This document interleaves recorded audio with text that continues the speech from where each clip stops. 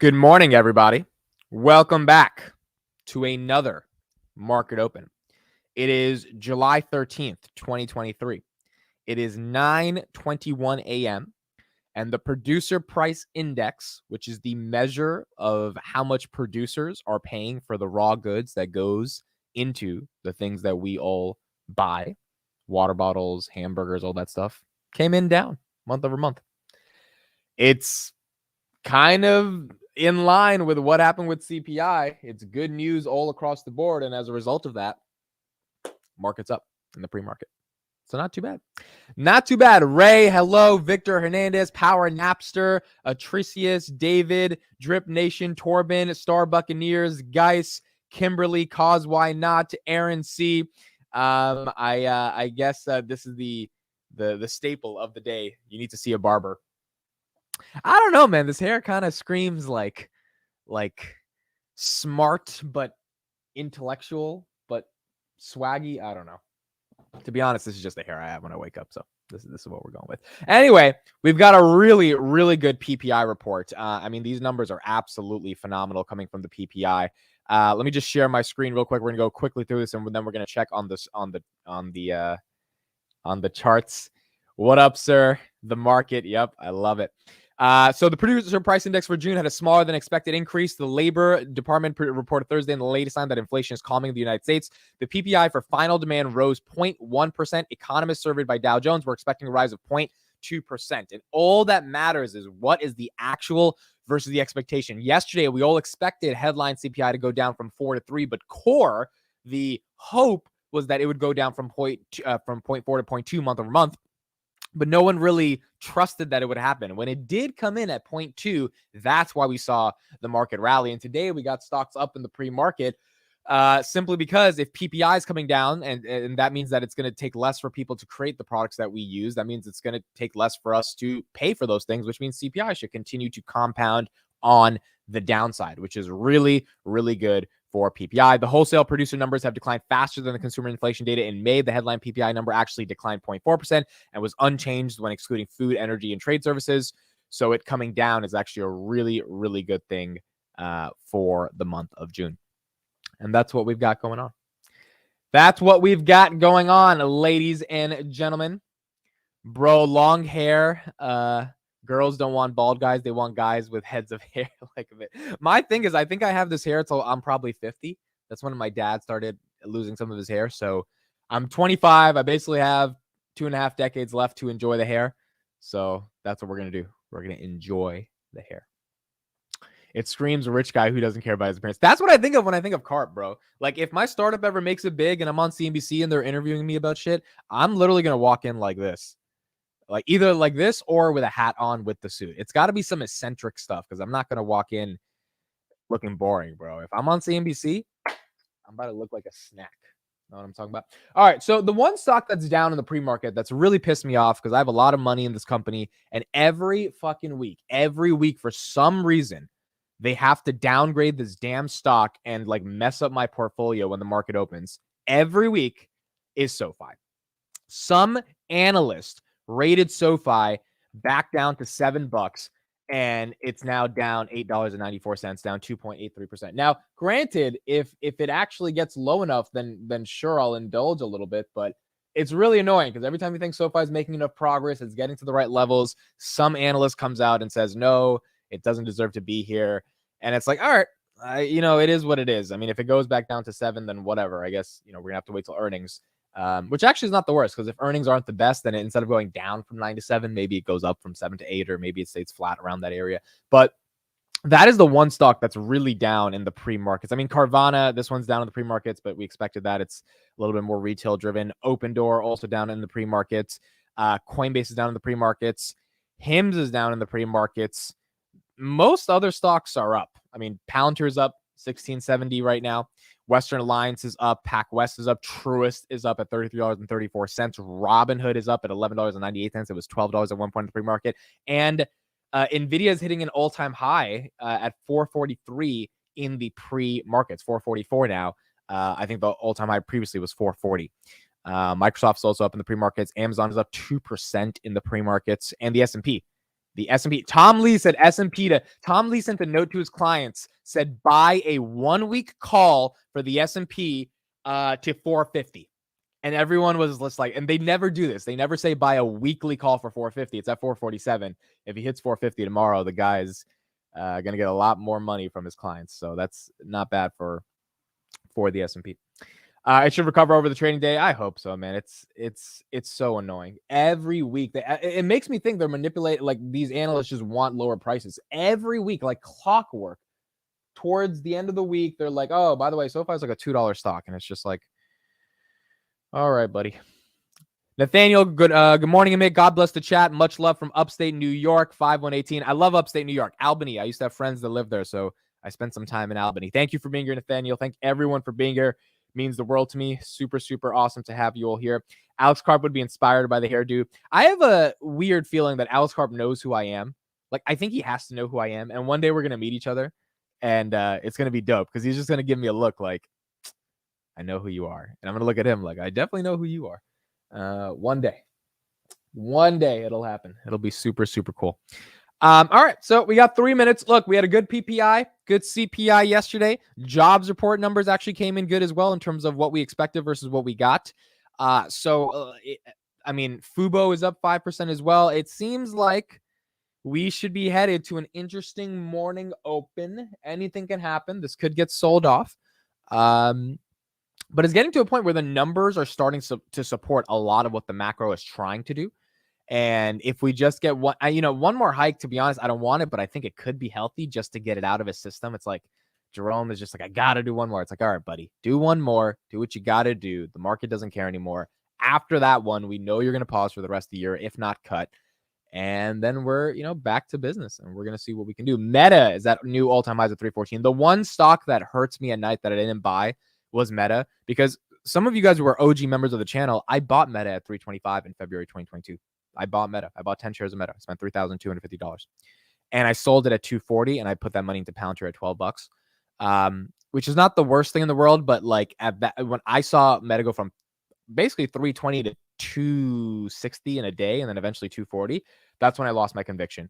And it's so sad because though that's one of the lessons I've learned through this bull market, that like I had a thesis on Meta and my thesis on Meta was fucking amazing.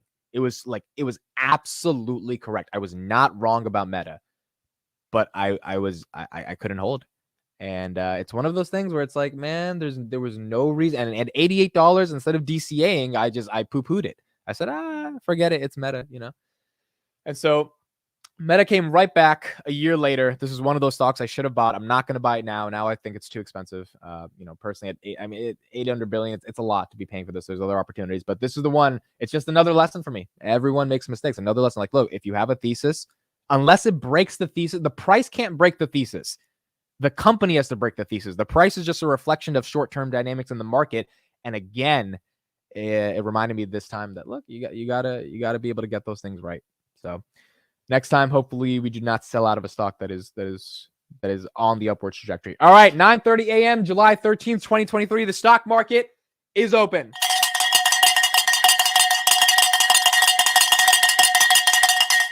Wake your ass up. The stock market in the United States of America is now open. Here we go, ladies and gentlemen. We've got Meta at $312. We got Nvidia at $445. Wow, new all-time high for Nvidia. We got Fubo at $3.01. We got the S&P at $447 for the open. Palantir opens at $16.67. SoFi goes down to $8.92. Makes sense because of the downgrade, but SoFi is down. Western Alliance is up. Carvana is down just a little bit. Truist is up at $33. Robinhood $11.99. $12. Robinhood's looking to break 12. Nvidia again at $445. Meta at $313. Open Door down just a little bit at $4.08. Microsoft $339 is up. Amazon is up 2%, breaking through that 130 barrier. Nasdaq at 14,000. Dolores, look at that. That is called freedom. That is called liberty. That is called the pursuit of happiness. That is called American prosperity. $14,000 on the Nasdaq 2023 high for the Nasdaq. We are 2,000 points away from 16,000, which was the top back in 2021. PayPal at $71 and Novix at $20.43. Oracle at $116. DNA $2.16. Kathy Wood bought a 1.3 million shares of this company 2 days ago. Google also breaking through the barriers. It was stuck at 116 just a couple days ago. Google now at $121.69. Enphase at 185, going up from 159 from 2 weeks ago.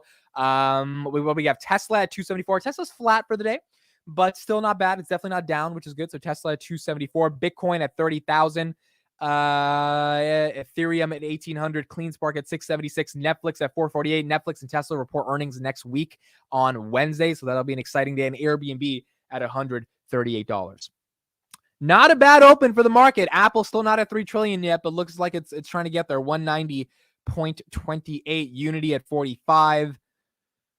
Yeah, it's a green market. Zoom is up. Roku's up. Where's Arc Innovation? Arc, I think 47, 48, $48. Look at that. $48. This is the highest Arc has been, I think, since June 2022. This is the highest Arc has been in a while. Wow. Look at that. Look at that. Not bad. What a market open. What a market open. We got some big ones here. Miyoko, good morning. Thank you for being here. I just had to sit through 30 seconds of Thanks, Jeremy, for being here. Appreciate that. Bought 10K of Meta at $90, sold at 95, and bought Palantir at 695. Yeah, look, that's still not bad. You allocated the capital pretty nicely. I'm still putting it into Palantir at 695. Katie, hello. Thank you for being here. Lilium's up.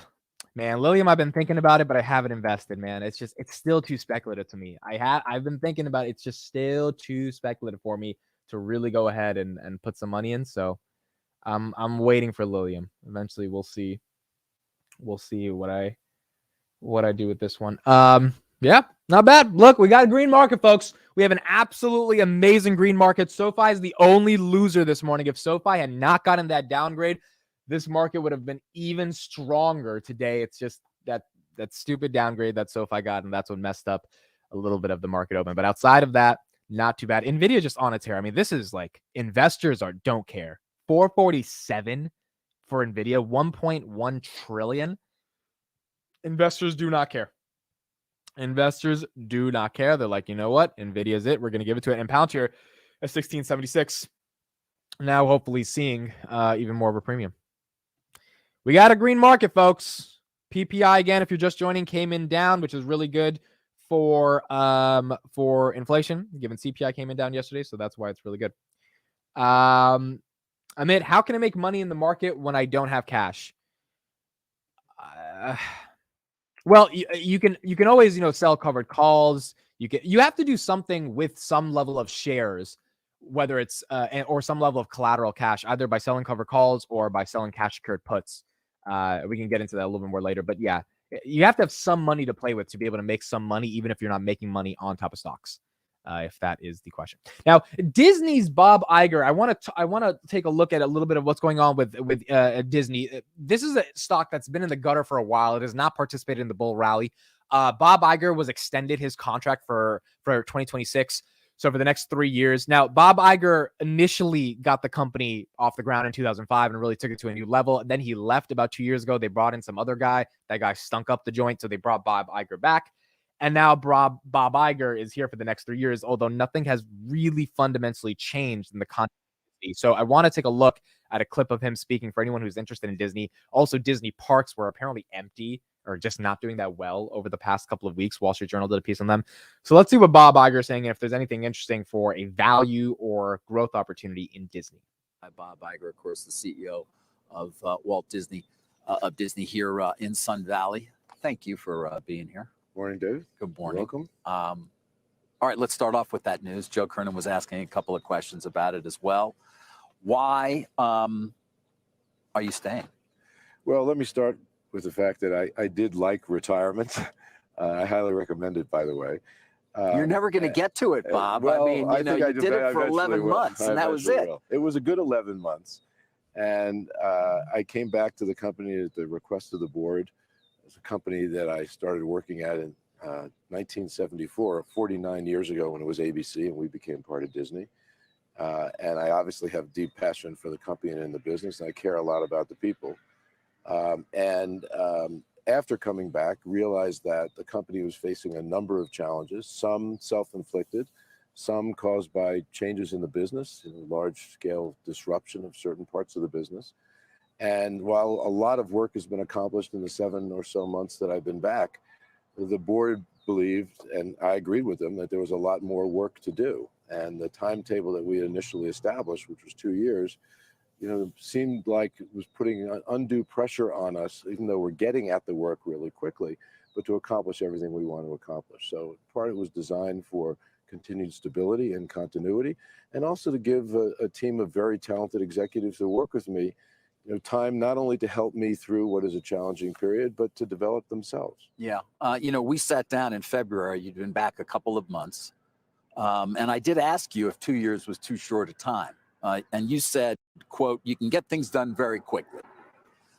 Setting the company up for success is what you were talking about. So I wonder, did something change in your calculation of how quickly you can get things done? Well, we've gotten a lot done very quickly. Significant cost reductions, a complete realignment of the company in terms of its structure, some major changes in terms of personnel, dealing head on with some of our biggest challenges, and also looking for opportunities. I actually am quite pleased, as is the board and the team, with how much we've accomplished in a short period of time. But there are a lot of challenges out there.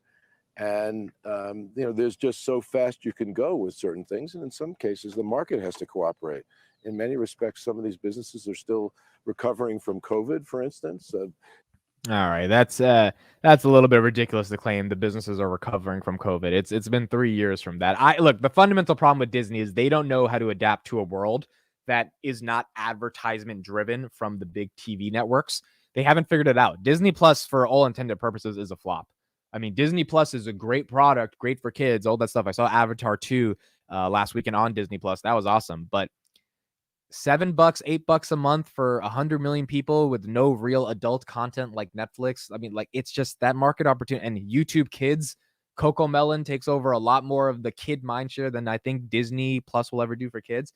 I don't think they have a strategy going forward. I really don't think Disney has some big strategy they got. Numbers don't look crazy.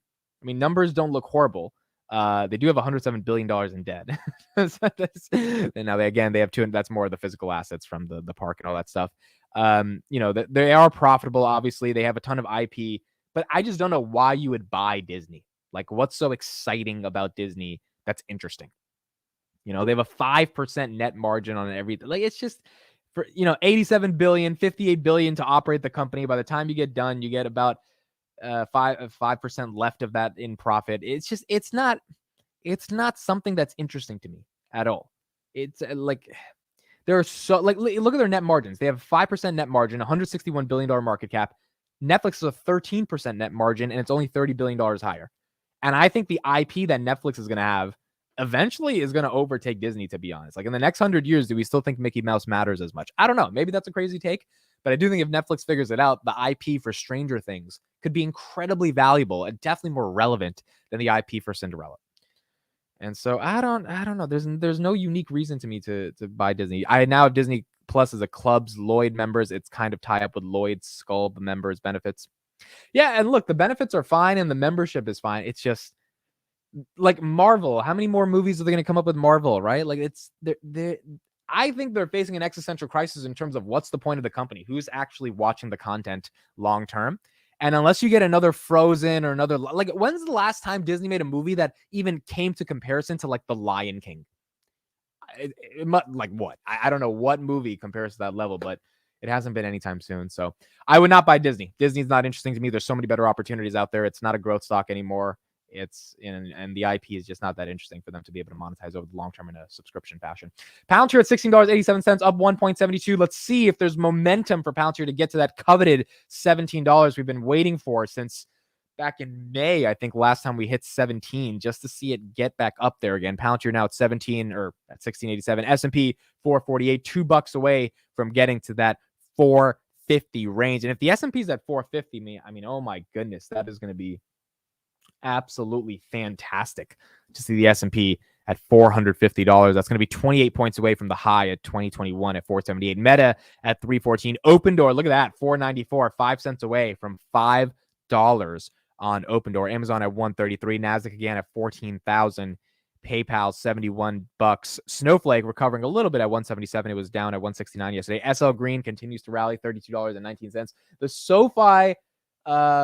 SoFi downgrade messed up at least my portfolio this morning. I don't know about you guys, but SoFi, like, things are up, things are great, and then the SoFi thing messed it up. So, and the problem is it didn't even take it down to really good prices. Like, it didn't even give you a good dip. It just brought it down to this level where it just ruins your portfolio in the morning, and you're like, all right, buddy, whatever. All right, Palantir is at 1692. Now, Palantir had a bunch of press releases yesterday. They had I'm doing a couple videos on them later today. They had a partnership with this new aerospace drone company. They had a partnership with Carasoft, which is their government solutions provider or reseller of packages. They are now doing an AIP demo every week for the next 6 weeks live on LinkedIn. So they're going to be showing off what the product looks like. And they had a new guy come to the company named Greg Little, who is the chief data officer at the Pentagon for the last 14 years. And he's now going to the private markets with Palantir. That is a very deliberate hire. There is definitely something they are trying to get out of that hire. So that's an interesting thing to see as a Palantir shareholder, them continuing to stack the deck in terms of all of the firepower they have on the federal side. So I'll do a video on that later as well, and we'll talk more about it. Disney needs to do more with Hulu. Absolutely agreed. Hulu should have content that rivals Netflix, and instead they're giving millions of dollars to the Kardashians, which I'm not thinking is the worst deal in the world, but I think they need to do better. Morgan Stanley accumulated SoFi shares after the downgrade. This is market manipulation, 100%. I mean, this is absolutely market manipulation. That's what they're trying to get done right now. What was let me go to Shopify. Shopify, $69. So I found out yesterday on Finance Junkie. Some of you guys might have been there for this. Let me know in the chat if you were there for the conversation we had on Shopify. Shopify loses $3 billion a year, and their market cap is $88 billion. I did not know this. Number one, I didn't know they were losing $3 billion. I knew they were unprofitable. I didn't know it was $3 billion. And I did not know the market cap was $85 billion. I thought the market cap was like $40 billion, $50 billion. $88 billion and losing $3 billion is interesting. Now, 2022, they brought in $2.8 billion of net income, $5.8 billion of revenue. So they were profitable in 2022, but since then they've been losing money because I guess they're in hyper growth mode. I love Shopify. I think it's a phenomenal product, but that is a little bit expensive. $88 billion valuation, losing $3 billion. I mean, I don't know. Maybe the growth is bad. Price of sales of 14. I don't know. Because to me, the growth for Shopify comes from them getting more people to sell on their store. And maybe I'm totally wrong about the statistics on that, but I don't know if there's that many more people around the world that are like, yeah, I want to start a Shopify store. I'm sure there's a lot. I just don't know if there's enough to justify $88 billion in market cap. So this is the one I got to go deep into because maybe the numbers are just screaming weird to me in the beginning and there's more under the hood. But that's a little tough for me to justify. That's a lot on Shopify. That's a lot. 1690 on Palantir. We're trying to get through that 17 range. Admit, do you buy Disney? No. I do not have any Disney, and it doesn't seem like there's any value really attracting for Disney at this point. But maybe I'm missing something on the Disney thesis, but I don't fully get it right now. UiPath insider sell. Let's see.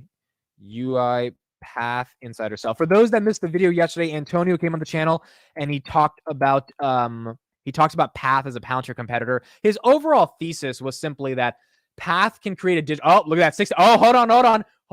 That was the gap up. Someone just bought. Either that was a whale or that was a ton of retail that just came in. As I was talking, it went from 1691 to 1699. We are right there. Hold up. There it goes.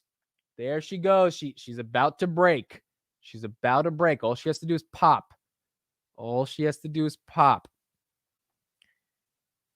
Oh boy, there she.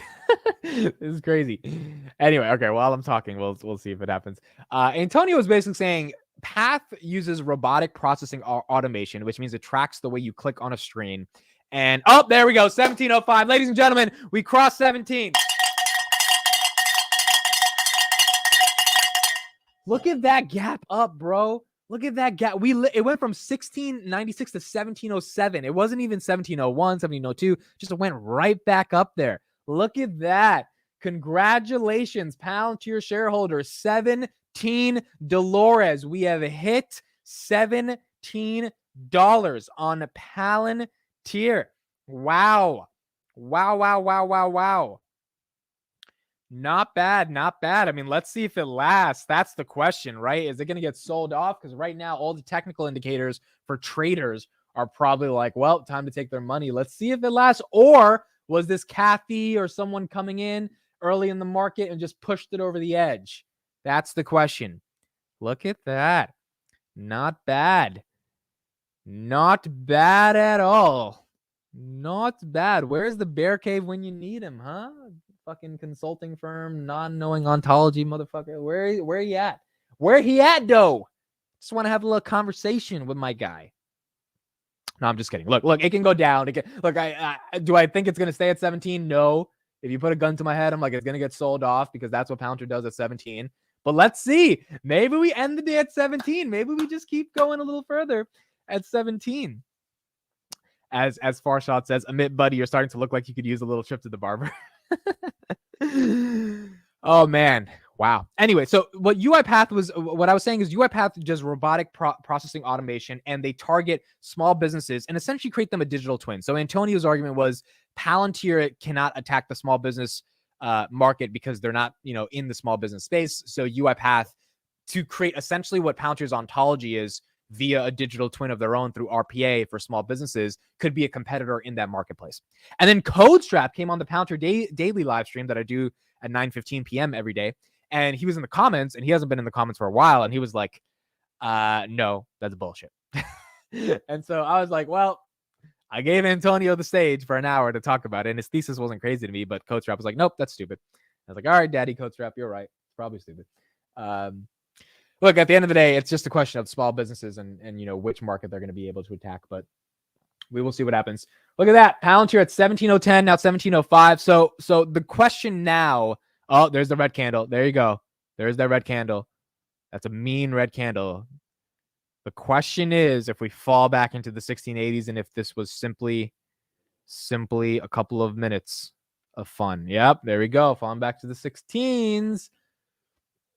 What has to happen here is it has to show momentum towards the upside or the downside. So if we go back to like 1690, it's likely over. If we can break through and come back to 1704, 1705, and then burst through that, then we might capitulate at 17 for the day. It might happen, but we got to see. It's cool though. We broke through 17. We broke through 17 twice now, which is amazing because it means it's showing that it's very possible. And that means if earnings goes good. Also, by the way, I figured out the earnings play I'm going to do. It's not really an earnings play. It's more so a stock, a play I want to get before earnings, but I don't have to sell it until 2025. I'm going to do a spread on Palantir before earnings. And the spread's going to be buying a $20 call and selling a $20 call and selling a $30 call for January 2025 on top of it. Now we're back at 17. And it'll be a $10 spread for 2025. And the goal is, I think the spread is cheap, even though I don't think the stock is cheap, because I think in 2024, the biggest catalyst is S&P 500 inclusion. So we have 3 more quarters this year in which I think Palantir, at least by Q4, will be able to do well enough to be over 20 by the end of Q4, which would be like February 2024. If that's the case, that means we will have 5 quarters of GAAP profitability. We will be over a $12 billion market cap. We will have enough shares traded every day. We'll have all the requirements, which means I think by Q4 or Q3 2024, we should get the S&P 500. Then it's just a question of, as long as we're above $20, my spread is going to be profitable. And if we can inch over towards the $25, $30 range by January 2025, that spread is going to make a lot of money. And so that's the options. And the reason I'm doing it before earnings is because to me, it's a hedge on if earnings is good, the spread is going to make money. If earnings is bad, I have plenty of time for it to recover by 2025, unless the stock drops to like fucking, $8, which I don't think it would. I think if it drops in the earnings, it'll be like 11, 12, maybe, 13, 14 if it's at 17. I don't think it's some dramatic $8 drop. Which if that's the case, then I have plenty of time on my side to be able to get the spread to go back to normal. So why would you do the spread when you can just buy the shares? Because the spread, if it gets a 30 by 2025, that would give me a 7x on my money, or like a 6x, something like that. So to me, again, for Palantir to 6x from this level by 2025, probably not going to happen. But the spread itself, if Palantir gets to $30, it will 6x. And so that's why I think, Like again, yeah, Palantir hits mid 50 by 2024, then the spread is probably not the best. Well, no, the spread is still a good idea because again, from here, that's a 4x from 20. No, it's like a 2.5x from $16 or whatever. Or 3x, sorry, because 16 times 3 is 48, but 17 times 3, so 54. So a little bit under 3x, but the spread actually would be more profitable to me. So that's where I'm thinking that would actually be a good idea. Bro, buy spreads on Amazon. You won't get a 6x because of theta decay. No, I would have to wait till 2025, obviously. But if it's at 30 by 2025, January, even by December 2024, it should at least 4 or 5x, right? It shouldn't be horrible. It is a long call debit spread. Yes, long call debit spread. Bro, buy spreads on Amazon. Matt, you keep telling me to get these damn Amazon spreads. I don't know, man. I don't disagree with your thesis on Amazon. Look, you're right. I honestly have no reason to not do it. You are right. So that's all I can say. You're right. It's just a question of if I do it or not. But you're right. Amazon's going to be fine. Only a matter of time before Ginkgo and Palantir announce a partnership. Sham is on the board of Ginkgo, so I've always thought they're going to announce a partnership very soon. I know Ginkgo is doing a lot of stuff. They've announced a bunch of different cool contracts. Again, Ginkgo's just got to execute. They're a small company. They got to have some good quarters of pure execution, and then I think it'll be better to look into Ginkgo.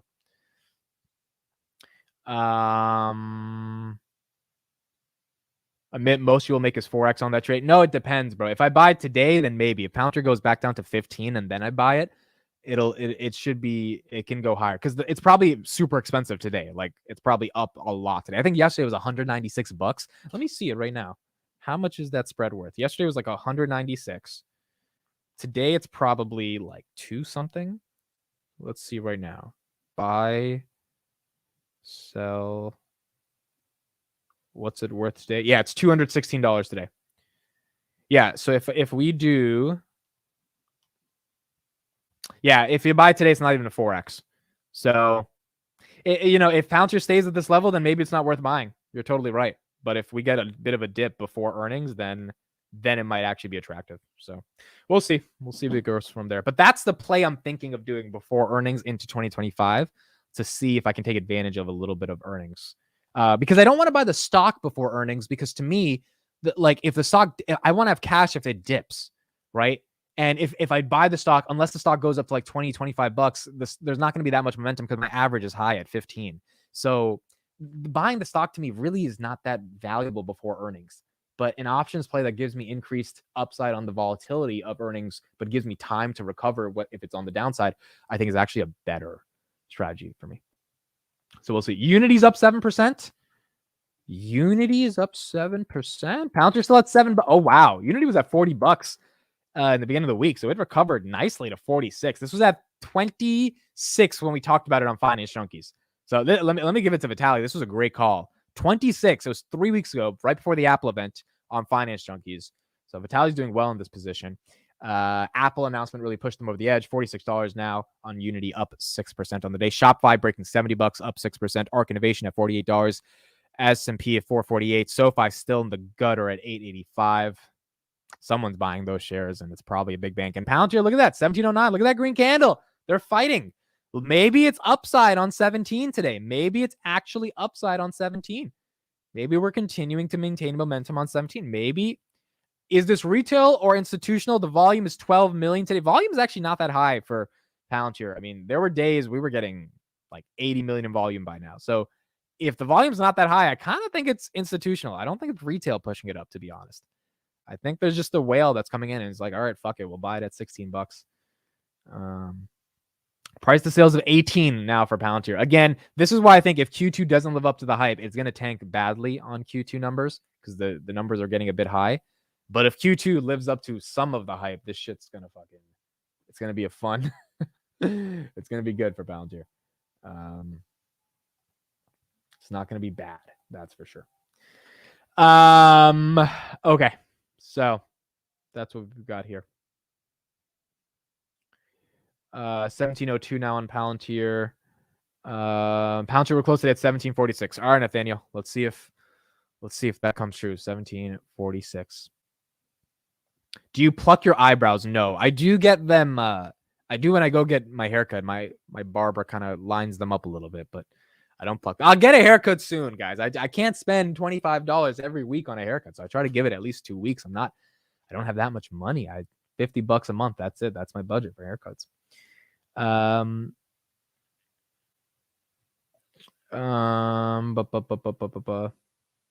Palantir better give out guidance like Nvidia. If Carp stays really quiet before earnings, I'd be getting excited. Well, he's been pretty quiet, to be honest. I mean, when's the last time we heard from him? Last time we heard from him was AIPCon. We haven't heard from him at all, to be honest. There's no letters, nothing. So I don't know. Maybe he's head down, just getting ready to blow us out of the water, or he's like, he knows shit's not going to be good, so he's not talking. It's one or the other. And so we'll see from there.